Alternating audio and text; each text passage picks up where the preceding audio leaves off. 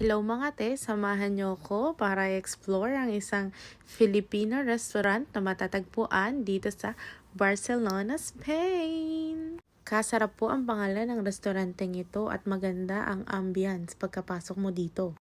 O di ba may sari-sari store? So kasama natin ang ating mother, ating ninang, aking kapatid, and aking another sister. So yan po ang ating menu. Affordable price po sila talaga. So, swak na swak sa budget natin. Ito po ang aming in-order, ang ating mini rice, syempre chop suey, and ang ating loming Batangas. Na-miss namin talaga tong loming to. Syempre, hindi mawala ating chicken and ang ating chiksilog. Chicken is life, ika nga. Hehe.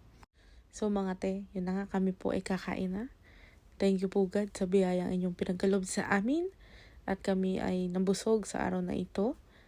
So lahat po ay, overall ay nagustuhan po namin ang menu nila dito sa Kasarap Restaurant.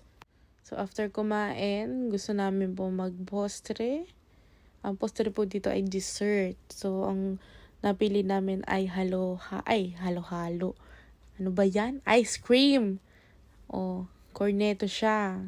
Assorted po dito ang Magnum. After nun, pinili na naming maglakad na lang para mahughog ang aming mga kinain. At yun, ang aming isang kasama. Nagwa-running. Samantalang kami, pabebeng maglakad.